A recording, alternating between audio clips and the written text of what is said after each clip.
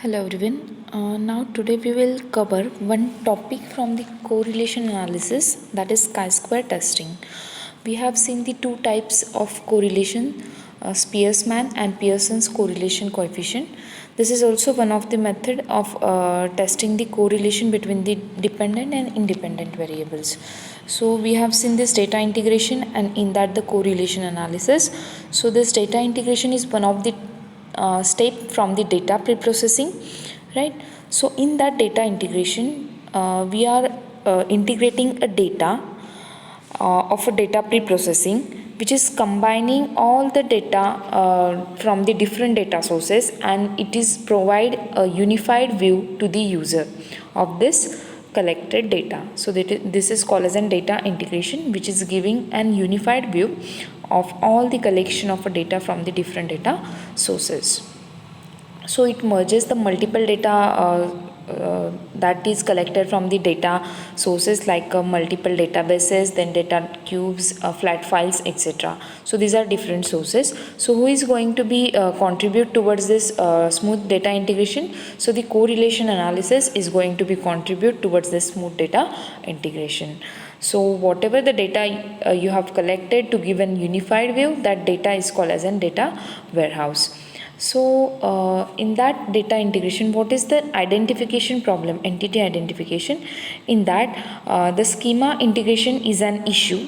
To integrate the metadata from a different sources is a difficult task. What is the metadata? It is nothing but data about data.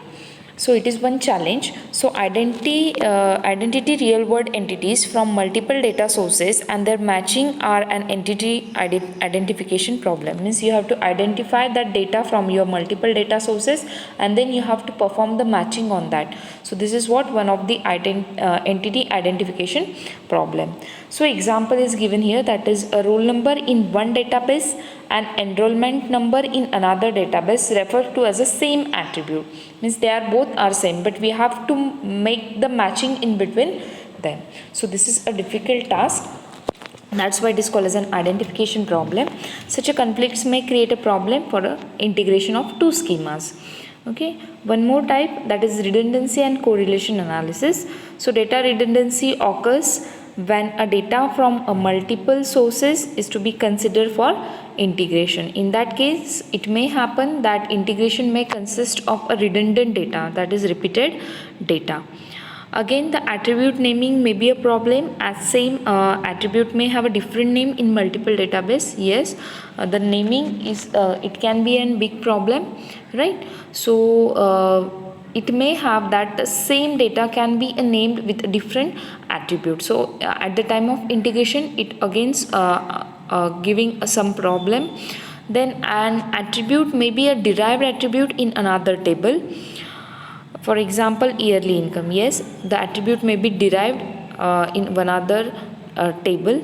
Then redundancy can be detected using correlation analysis. We have already seen the two types of correlation, that is simple coefficient of correlation, that is also called as a Pearson's coefficient correlation, and the next is we have seen that is Pearsman correlation coefficient. Rho, it is shown by rho. So to reduce or avoid such redundancy or inconsistency in the data, we must carry out some data integration on that data carefully. So we improve the mining algorithm and it will speed as well as it improves the quality. So this correlation analysis is used to study the closeness of relationship between two or more variable, right?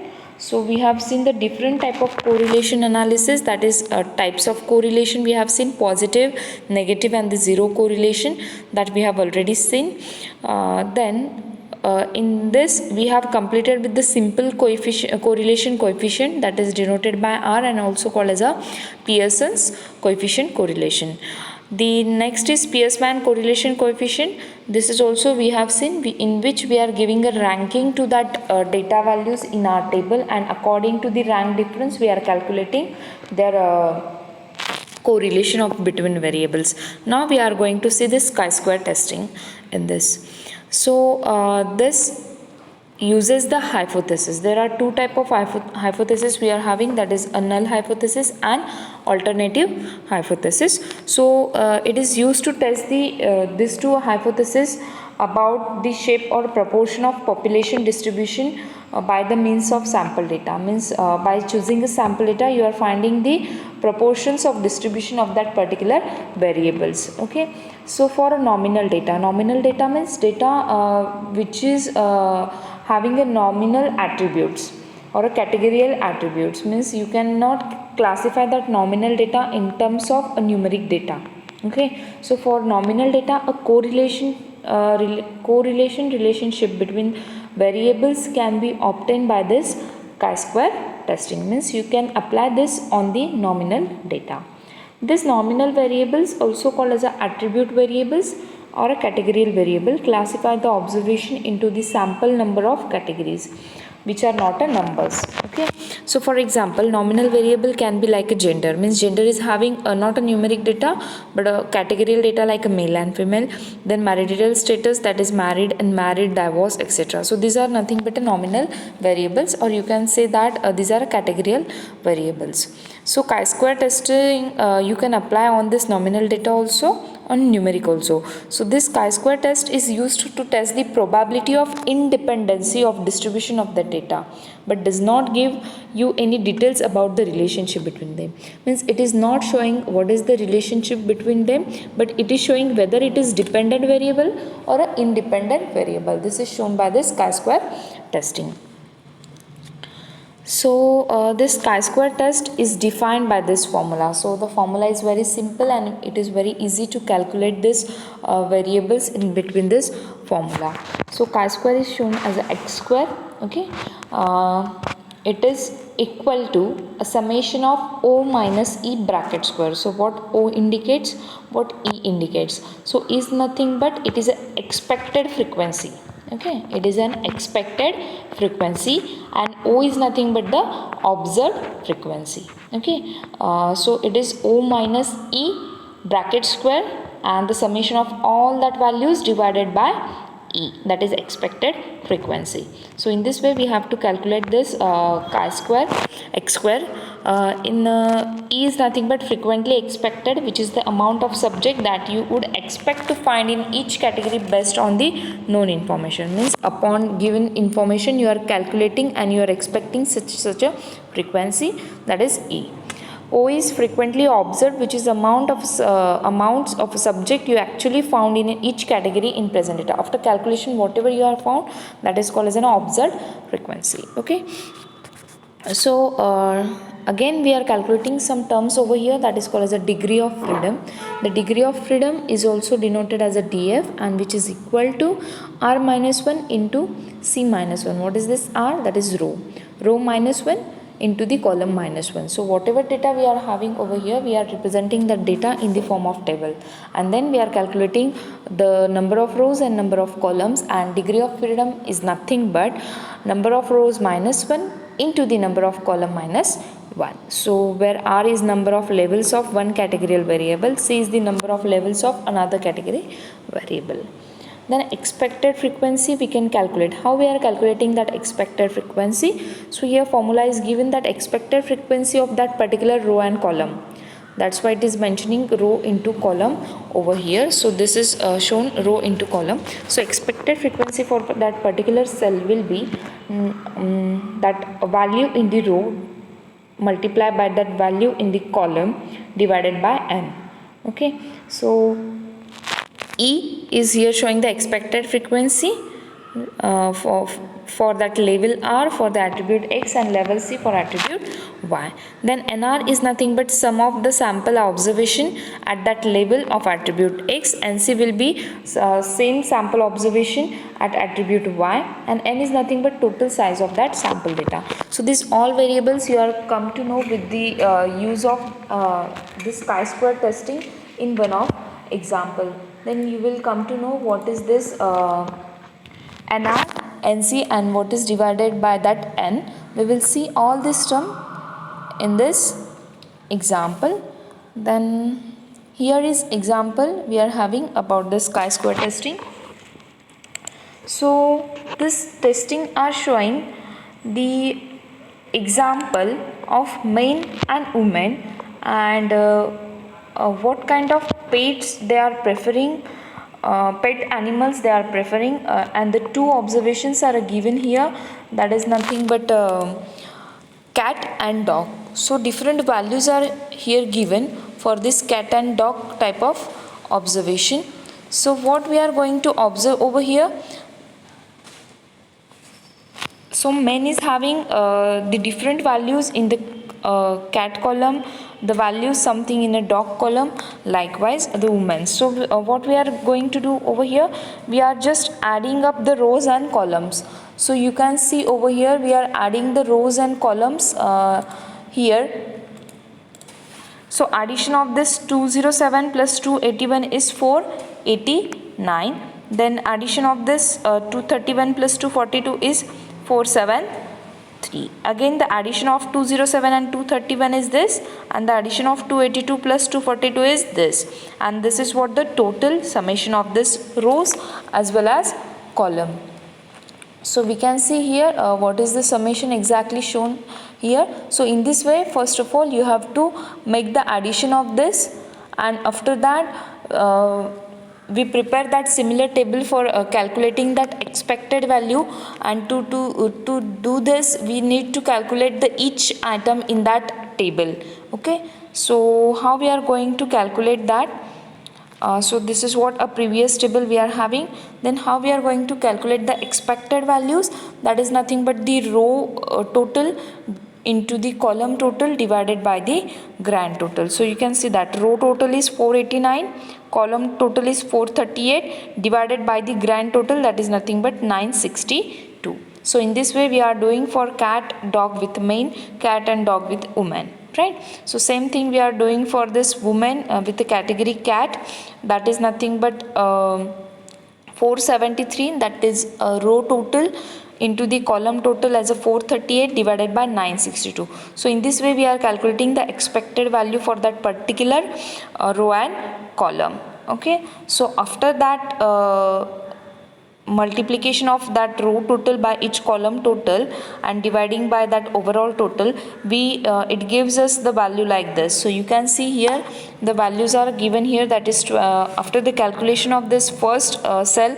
it gives an 222.64. so these are nothing but the calculations after this expected value in this format. Then after giving this different calculation, what we have to do, we have to apply this formula over here. So formula of this chi-square is, all of you know that 0, that is O, you can say the observed values minus expected values bracket square divided by E. So that we have to perform over here. So you can see O is showing the observed or actual value. Actual value is nothing but the value which are given in a table, and the expected value means value we are calculated here by doing that row total into the column total divided by the overall total.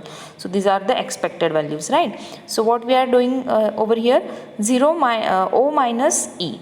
So O is 207 for the first cell minus 222 divided whole bracket square divided by E is a expected value. So same value we have to take over here. Same for the dog also, that 282 minus 266.36 bracket square divided by this same value 266.36. Same for a woman, it will becomes 231 minus 215.36 bracket square divided by 215.36. Same for this, that is 242 minus 257.64 bracket square divided by 257.64. So in this way we are doing this calculating the value of this chi-square testing. So after the calculation we are getting over here, after this it gives 1.099, 0.918, and for this calculation we are getting 1.136, and for this calculation we are getting 0.949. So these are the value. What we have to do after this, so we add up all these calculated values.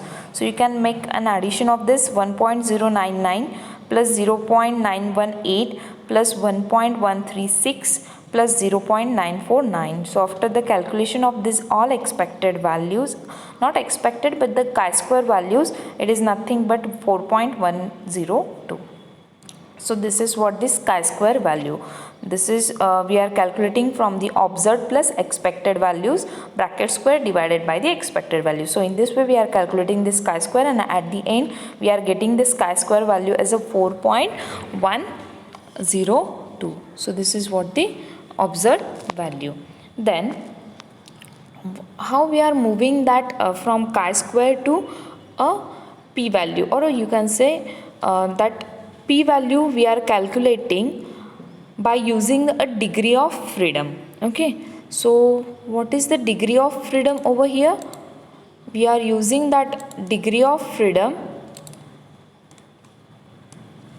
with this p-value. So first we will calculate that degree of freedom as a row minus 1 into the column minus 1.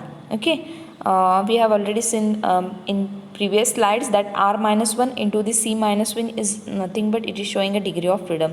So this degree of freedom is here what we are having, you can see we are having a 2 columns, right, and the 2 rows. So we are putting that degree of freedom is equal to 2 minus 1 into 2 minus 1, that is 1 into 1 is equal to 1, right. So in this way we are calculating the degree of freedom over here,